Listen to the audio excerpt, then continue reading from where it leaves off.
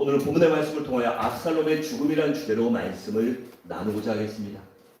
여러분, 우리가 읽은 사무엘하 18장은 다윗의 군대가 압살롬이 이끄는 반란군을 진압하고 대승을 거두는 내용을 다루고 있습니다. 이 전쟁에서 반란군의 수기였던 이 구테타의 주동자였던 압살롬이 죽게 됩니다. 그래서 구테타가 실패로 끝나고 다윗이 나라를 다시 되찾게 됩니다. 1, 2절 말씀을 보면 다윗이 무사히 요단강을 건넌 후 마하나임에서 군대를 재정비합니다. 그런데 다윗은 군대를 세 부대로 나누는데 첫 번째 부대는 요압을 대장으로 하여 그 위하에 천부장과 백부장을 둡니다.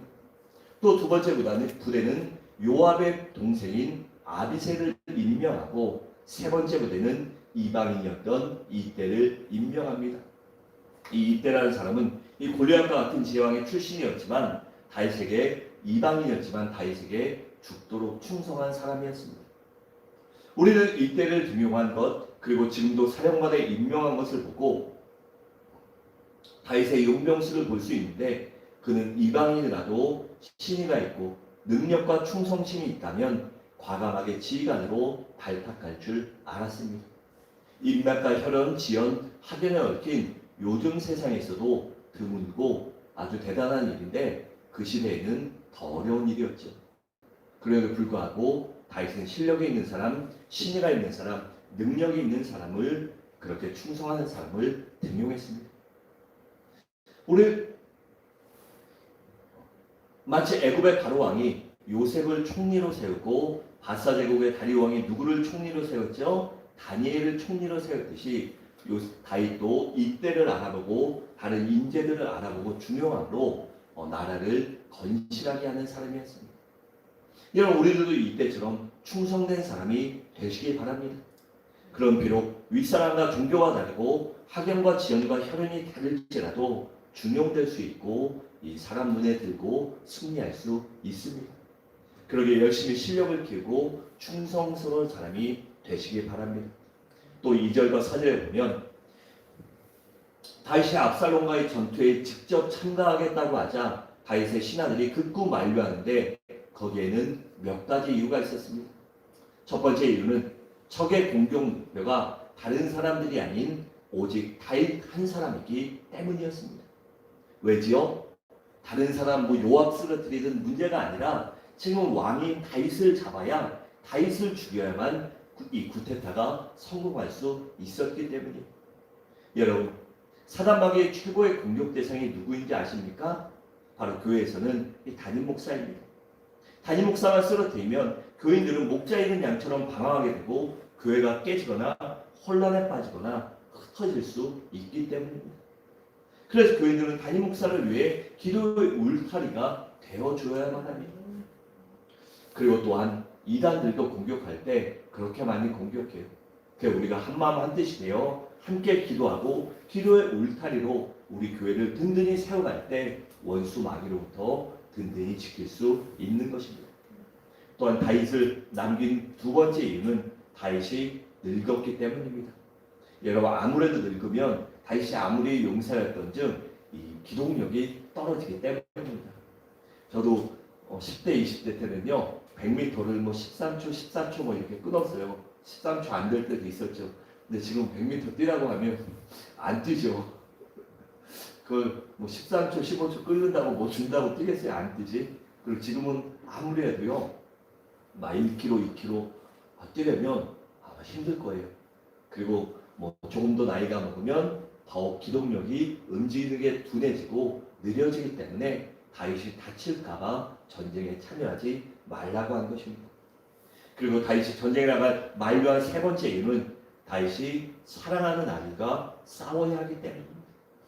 여러분, 그럼 어떨까요? 아무래도 전쟁의 모양새가 좋지 않고 다윗이 그 아들과 만약에 맞닥뜨린다면 힘껏 싸울 수 있겠습니까?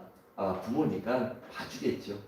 자기가 아들의 칼에 찔릴지언정 창에 맞을지언정 아들을 죽이지 못할까봐 했습니다. 그리고 네 번째 이유는 그들이 다윗을 너무나도 사랑했고 신뢰했기 때문입니다.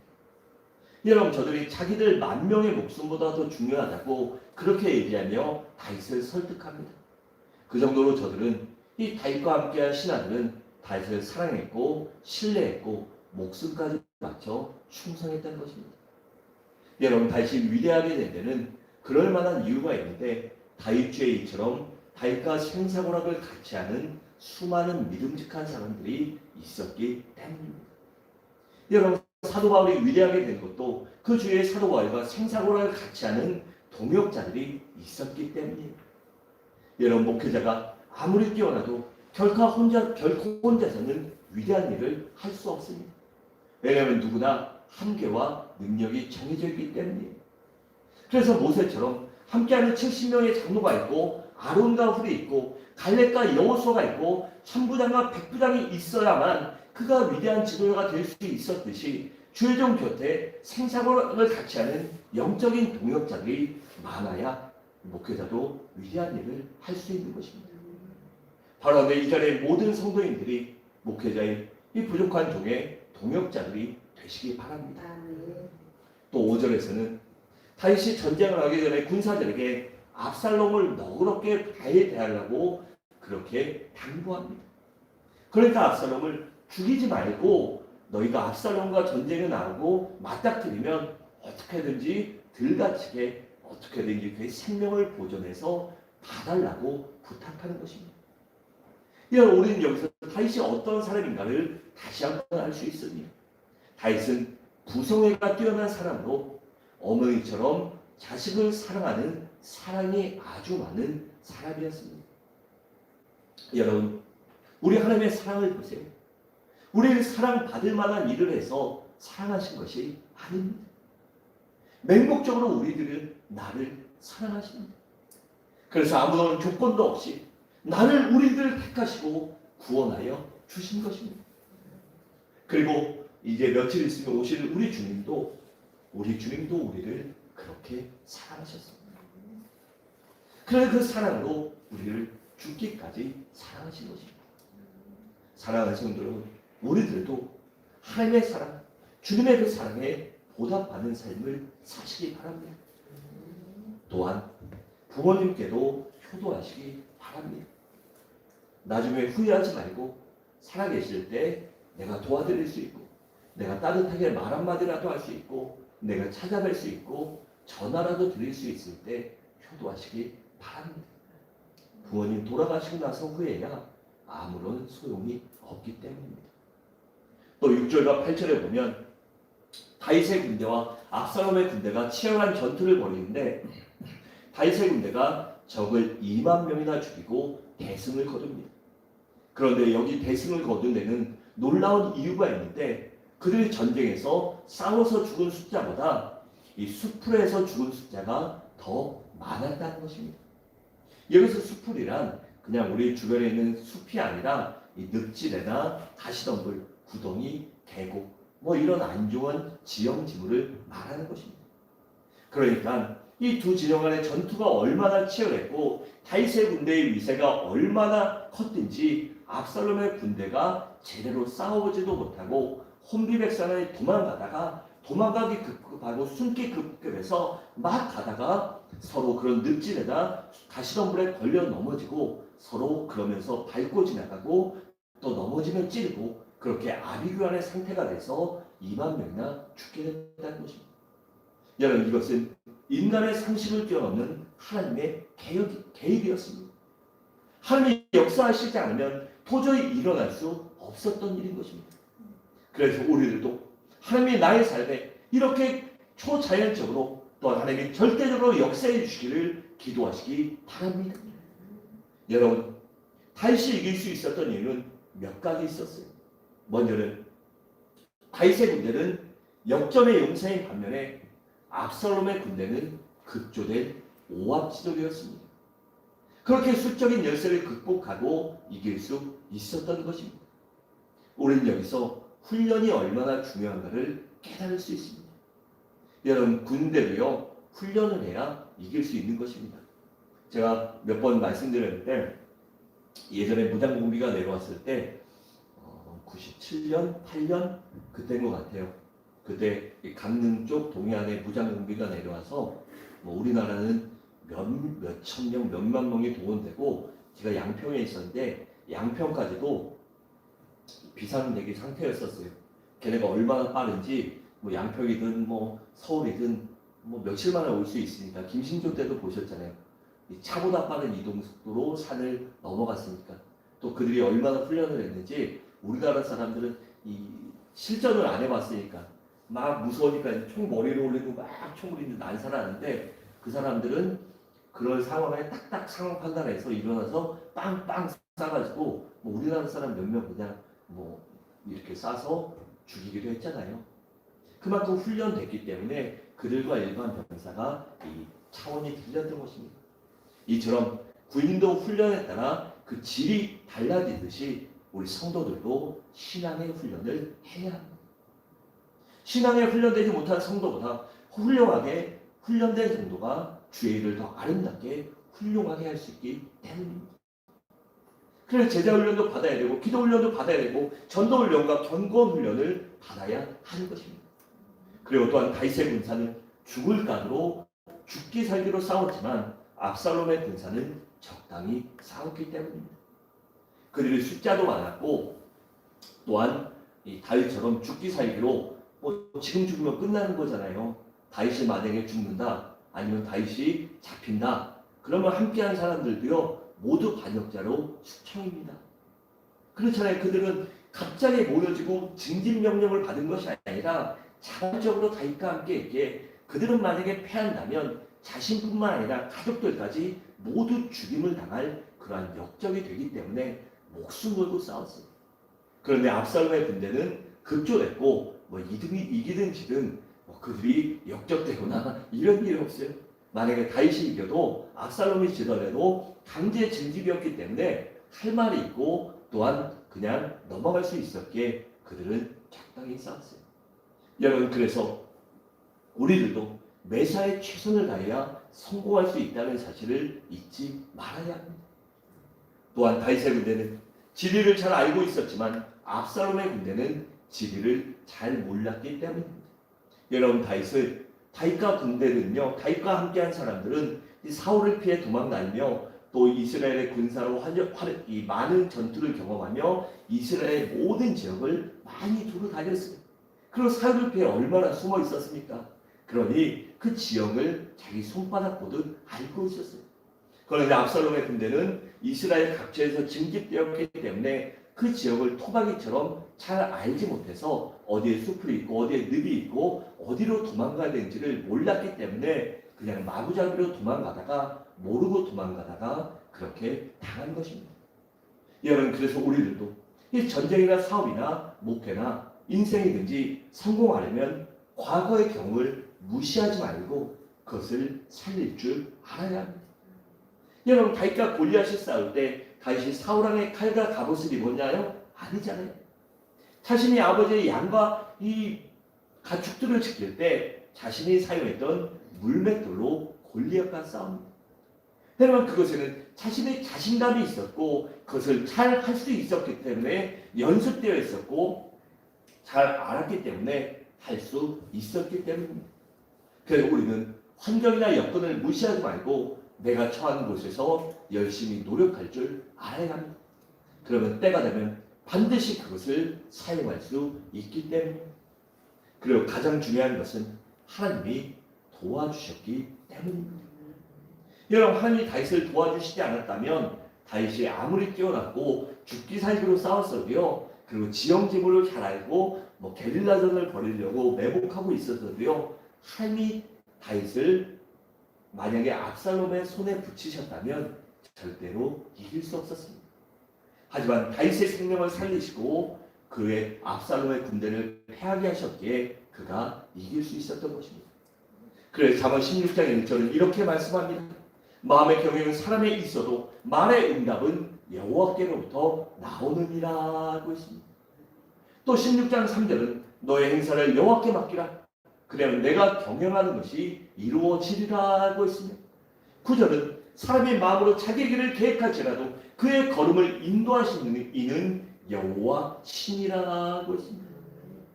또 시편 37편 5절에 보면 내 길을 여호와께 맡기라 그를 의지하면 어떻게 해요? 그가 여호와가 이루시고 라고 했습니다. 바로 이 말씀을 믿으신다면 우리 모두 하나님만 의지하고 하나님이 도와주시는 그런 믿음의 사람이 되시기 바랍니다.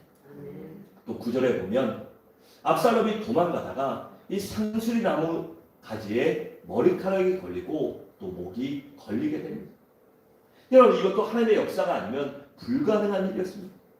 하나님께서는 이 극악무도하고 패역한 패륜적인 범죄를 저지른 이 압살롬을 전쟁에서 응징하시려고 상수리 나무에 머리카락이 걸리고 목이 걸리게 하신 것입니다. 여러분, 하나님 앞에서는 인간의 장점이 단점이 될 수 있고 우리의 단점이 장점이 될 수도 있습니다. 여러분, 압살롬은 뛰어난 머리와 치와 용모와 기력을 갖고 있었어요.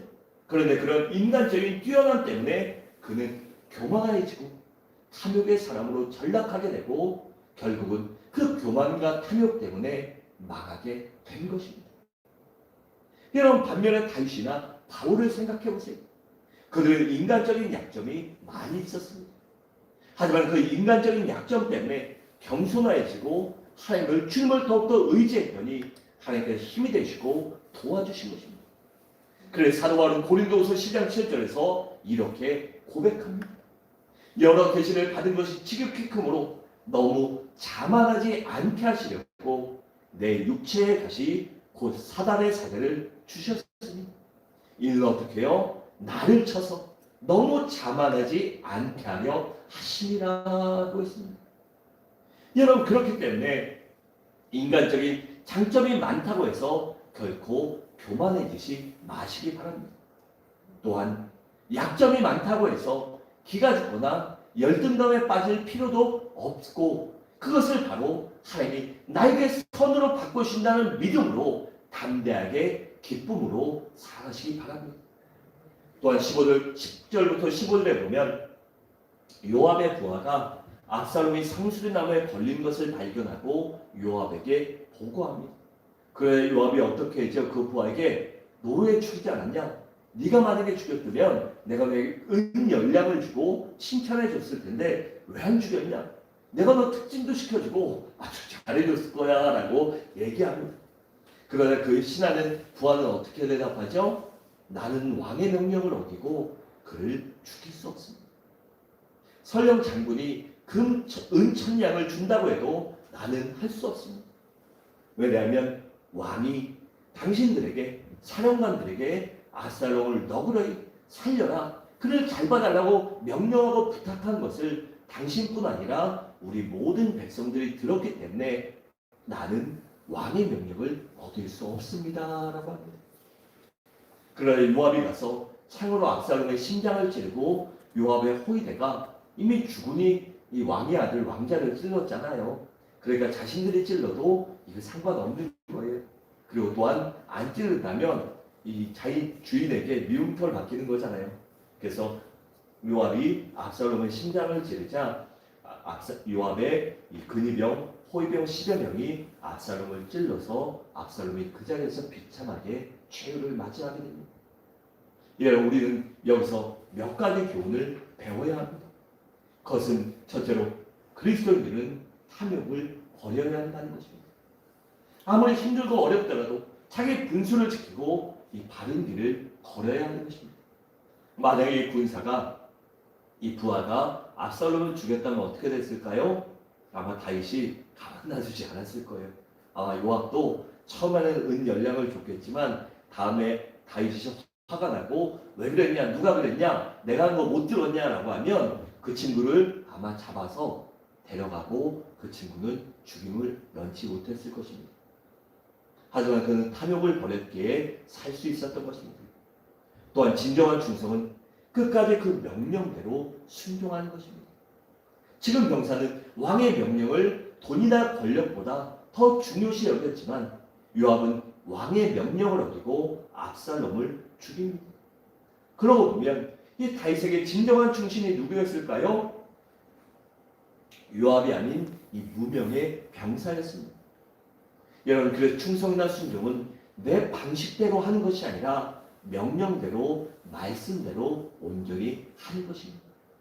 왜냐하면 결과 못지않게 과정도 중요하기 때문입니다. 또한 악인이나 배신자의 말로는 좋지 않다는 것입니다. 따라서 우리 그리스도인들은 끝까지 믿음으로 살고 의롭게 살고 신의를 지킬 줄 알아야 하는 것입니다. 그렇게 살 때 우리가 살 길을 얻을 수 있고 또한 하나님의 능력을 경험할 수 있기 때문입니다. 또 16절과 18절에 보면 압살롬이 죽은 후 그 시체를 숲을 구덩이에 던져놓고 그 위에 큰 돌무덤을 쌓았다고 합니다. 그런데 당시에 이 무덤 위에 돌무덤을 쌓은 것은 저주의 상징이었어요. 여러분, 이스라엘 백성들이 출애굽할 때 이 누구의 범죄 때문에 성을 한 2,000명이 죽어버리잖아요. 누구죠? 아간. 그 아간의 범죄가 밝혀진 후에 어떻게 되죠? 그를 죽이고 그의 무덤에 이 시체 위에 돌무더기를 쌓습니다. 그 뒤로 이 돌무더기, 무덤에 이 시체 위에 돌무더기를 쌓는 건 저주의 상징이었어요. 그런데 압살롬은 비참하게 최후를 맞이하고 그렇게 죽음마저도 명예롭지 못하고 저주의 상징으로 전락합니다. 여러분, 그는 지나친 욕망 때문에, 욕심 때문에 살인도 합니다. 제 형을 죽였죠. 또한 아버지에게 불효를 뛰어넘어 폐역을 범합니다. 그러다 급기야 비참하게 최후를 마치게 된 것이에요. 이처럼 지나친 탐욕과 욕심은 화를 자초합니다. 그래서 주님께서 우리에게 삼가 탐심을 물리치라고 하셨으며 욕심이 잉태한 즉 죄를 낳고 죄가 장성한 즉 사망을 낳느니라 라고 하셨으며 또한 탐욕은 우상 숭배니라라고 그렇게 말씀하신 것입니다. 우리 모두 우리 가운데 있는 탐욕과 욕심을 말씀으로 믿음으로 이기시기 바랍니다. 또한 19절과 28절에서는 제사장 아히마스의 신앙을 볼 수 있는데 그는 이번 전쟁에 승리한 것이 오직 하나님의 은혜라고 그렇게 고백합니다. 물론 아까 말씀드린 대로 이 장군들의 뛰어난 지도력과 전술도 있었고 이 싸운 군사들의 용기와 용맹 또 헌신, 목숨 바쳐 싸우는 충성심 때문이었지만 근본적으로는 하나님께서 도와주셨기에 이겼다고 그렇게 제사장 아히마스는 고백합니다. 여러분, 이 아히마스의 고백, 이것이 바로 신앙입니다. 우리가 살면서 지금까지 살아온 것 내가 보기에 부족한 것이 있고 내가 볼 때 마음에 안 드는 것도 있고 내 성에 차지하는 것이 있다고 할지라도 하나님께서 지금까지 도와주셨고 함께 하셨기에 내가 이때까지 살아올 수 있었고 건강할 수 있었고 지금까지도 삶을 영위할 수 있었던 것입니다. 여러분, 하나님께서 이 다윗에게 이길 수 있는 지혜 주시고 능력 주시고 환경과 용기도 주신 것입니다. 그것을 인정할 때 하나님께 영광 돌릴 줄 아는 사람, 하나님의 이름을 드높일 수 있는 사람으로 그렇게 변화될 수 있는 것입니다. 또 20절과 23절에 보면 요압 장군이 다윗 왕의 명령을 스스로 어긴 것을 시인하는 그러한 꼴이 돼요. 그래서 아히마스에게 왕에게 그 소식을 전해봤자 칭찬 듣지 못할 것이라고 그렇게 얘기합니다. 그러니 요압 같은 사람을 진정한 충신이라고 말할 수 없는 것입니다. 또 24절과 27절에 보면 파수꾼의 사명이 무엇인가를 배울 수 있습니다. 여러분, 파수꾼의 사명은 무엇일까요? 먼저는 항상 깨어있는 것입니다. 베드로전서 5장 8절에 이렇게 말씀합니다. 근신하라 깨어라 너희 대적마귀가 우는 사자같이 두루 다니며 삼킬 자를 참나니라고 했습니다. 또 고린도서 4장 2절은 기도를 계속하고 기도의 감사로 깨어 있으라고 했으며 마태복음 26장 41절에서는 시험에 들지 않게 깨어 기도하라고 그렇게 명령하셨습니다. 여러분, 우리가 깨어 있어야 원수마귀가 오는 것, 도둑놈이 오는 것, 나쁜 사람이 오는 것을 알 수 있습니다. 잠들고 있다면 그것이 오는 것을 알 수 없기 때문에 우리는 영적으로 깨어 있으시길 바랍니다. 또한 파수꾼은 분별력이 있어야 합니다. 여러분, 만약 파수꾼이 아군과 적군을 구별하지 못한다면 어떻게 될까요? 망하죠. 그래, 군대에서는 이 저녁에 깜깜할 때 되면 누구나 오면요 암고를 대요. 그럼 약속한 대로 그 암고 패스워드죠. 그 비밀 문구를 얘기하지 않으면 적으로 간주하고 뭐 두 번 세 번 기회 줘서 안 되면 뭐 심할 때는 사살이에요. 그런데 뭐 그런 것이 없어요. 그리고 만약에 뭐 우리의 주적 개념이 지금 바뀌고 있지만 뭐 북한이 됐든 중국이 됐든 일본이 됐든 뭐 어느 나라가 됐든지 간에 그 적군이 만약에 우리를 침공해 오고 눈앞에 있는데 적군과 우리의 아군의 군복을 구별하지 못하고 피하 식별이 안 되면 말하는 것입니다. 그래서 우리 성도들은 영적인 분별력이 있어야 합니다. 어떤 사건이나 일이 생겼을 때 보이는 현상만 보고 대처하는 것이 아니라 그 뒤에 있는 이 마귀가 무엇을 하는지, 마귀가 무슨 장난을 치는지를 구분할 줄 알아야 합니다. 왜냐하면 보이는 현상만 보고 대처하다 보면 마귀에게 속아 마귀에게 놀아날 수 있기 때문입니다.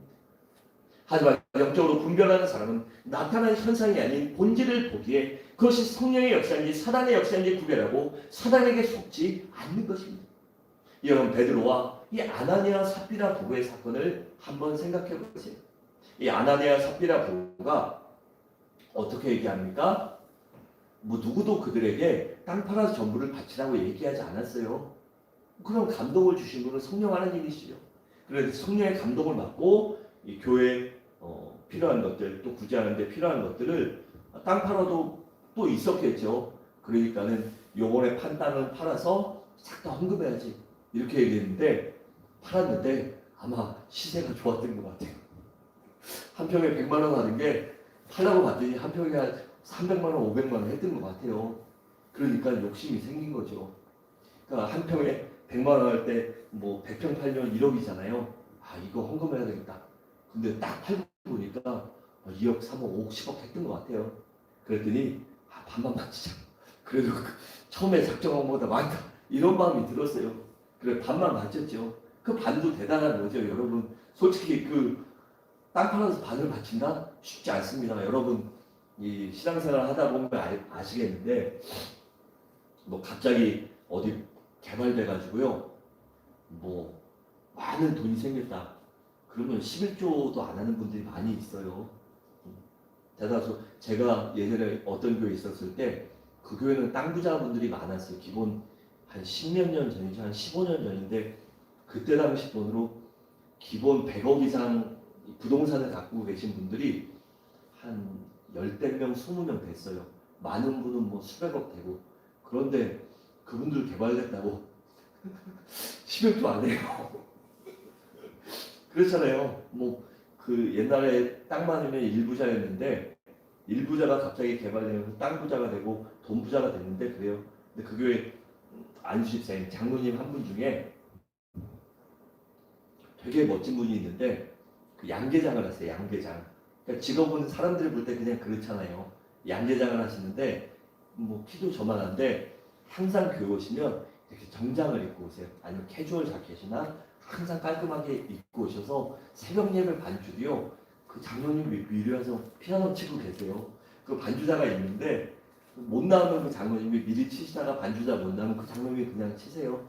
근데 그 장로님이 저도 그분을 되게 멋지게 봤던 이유 하나가 뭐냐 하면 교회 근처에 교회를 건축하는 이제 돈이 좀 없었어요. 건축하다가 돈이 없고 하는데 이제 또 개발되고 하니까 땅 산 분들이 조금 헌금해 주는데 아무도 안 하는 거예요.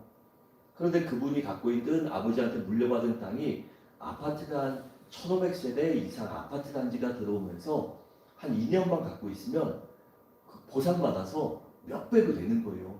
지금 시세 막 5배, 6배 팔 수 있는데 교회가 어렵고 막 비통촉이 있으니까 그분이 그 땅을요 그냥 그 시세에 금매로 팔아버린 거예요. 그래서 그 금매로 팔아버리고 교회비 나머지 다 갚아버리고 남는 돈으로 주변에 또 땅을 사셨는데 뭐 그거는 지금은 이제 그 땅이 엄청나게 뛰었죠. 그런데 쉬운 일이 아니잖아요. 그런데 아나니아 삽비라도 그런 처음에 열심을 가졌지만 성령님을 속였죠. 그런데 베드로가 영적으로 깨어 있었기 때문에 성령님의 음성을 듣고 그들의 잘못과 성령을 속인 죄, 성령을 근심시킨 죄를 아나니아 삽비라에게 물은 것입니다. 특히 27절에 보면 다윗이 아이 마하스를 가리켜 좋은 사람이라고 칭찬합니다. 그 좋은 사람이기 때문에 좋은 소식을 가져올 것이라는 것입니다. 여러분, 그래서 내가 어떤 사람이 되느냐가 중요한 것입니다. 왜냐하면 아히마아스는 다윗에게 좋은 사람, 아름다운 사람, 믿을 수 있는 사람으로 인정받았기 때문에 그가 오는 것만 보고도 다윗에게 좋은 소식을 전하리라고 그렇게 생각했기 때문입니다.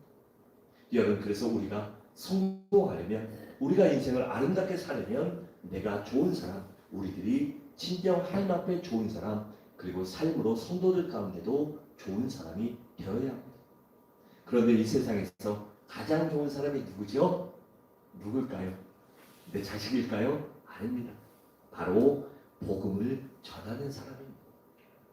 왜냐하면 그것은 사람을 영원히 살리는 것이기 때문입니다.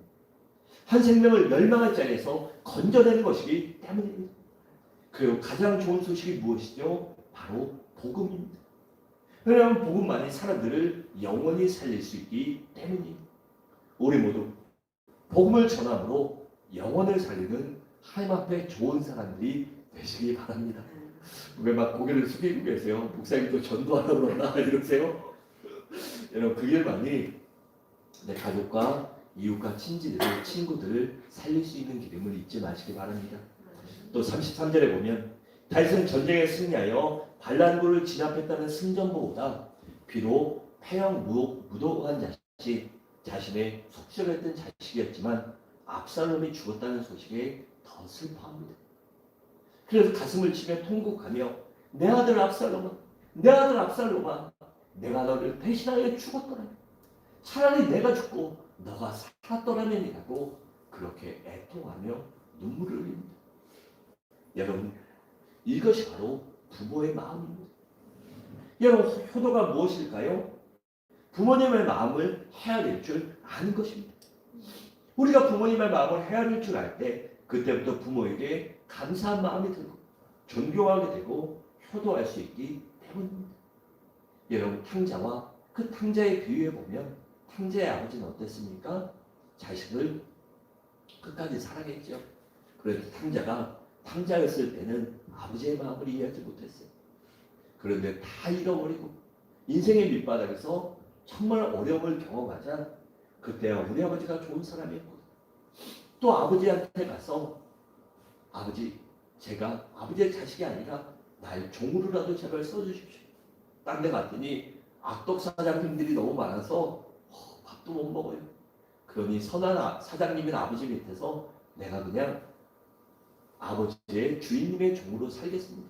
그때 아버지가 뭘 하죠? 내가 죽었던 자식이 돌아왔다. 내 잃어버린 자식이 돌아왔다. 이를 씻기고 아들의 옷을 입히고 잔치를 베풀자라고. 여러분, 그제서야 그 탕자는 아버지의 마음을 이해했을 거예요.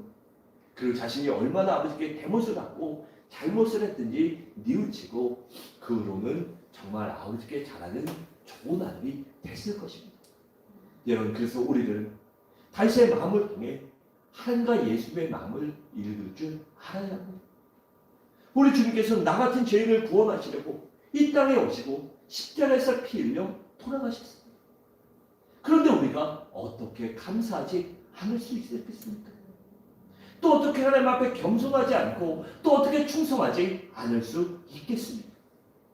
사랑하는 성도 여러분, 말씀을 마치도록 하겠습니다. 우리 모두 믿음의 사람이 되시기 바랍니다. 그래야 하나님과 주님의 몸된 교회에 충성하시기 바랍니다. 또한 욕심을 버리고 믿음으로 살아감으로 또한 좋은 소식을 전하는 좋은 사람이 되어 하나님께 영광 돌리고 하나님께 좋은 사람으로 인정받는 우리 서부중앙의 귀한 성도님들 되시기를 주님의 이름으로 간절히 축원합니다. 이 시간 함께 성령 하나님 찬양하시고 말씀을